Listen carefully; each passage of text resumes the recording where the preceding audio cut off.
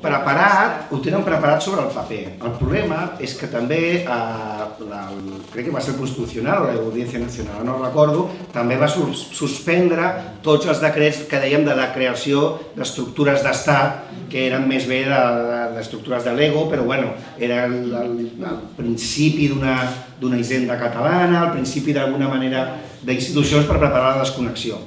Clar, aquí, però és el debat, és l'únic debat que tenim.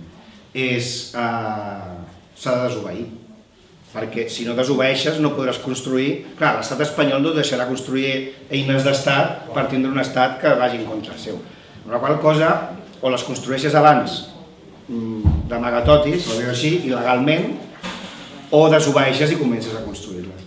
I per això l'únic debat pertinent és el debat constituent o constitucional. És a dir, en quin moment trenquem, com trenquem i en acabat com comencem a treballar per, com deien els franquistes quan van fer la transició, vayamos de ley a ley, que és el que deien, de la llei franquista a la llei democràtica, que no hi hagi inseguretat jurídica i que no hi hagi gaire daltabaix. Per això jo, clar, molta gent la independència no visualitza que la independència, pensa que la independència és com una mena de generalitat reforçada o d'una mena de creació d'un lander, una cosa estranya.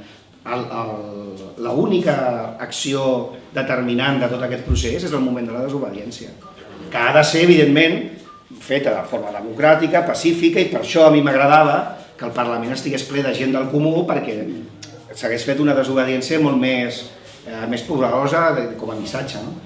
Ara, la Generalitat sé que ha provat està aprovant, de fet va comprar un local i tot, i va assignar una gent per fer una hisenda pròpia, perquè evidentment aquí hi ha uns problemes contingents que els haurem també de reflexionar, que és el llum, l'aigua, els aeroports, l'energia elèctrica, les centrals nuclears, tot això d'un dia per l'altre. Clar, el Reino d'Espanya simpàtic no és.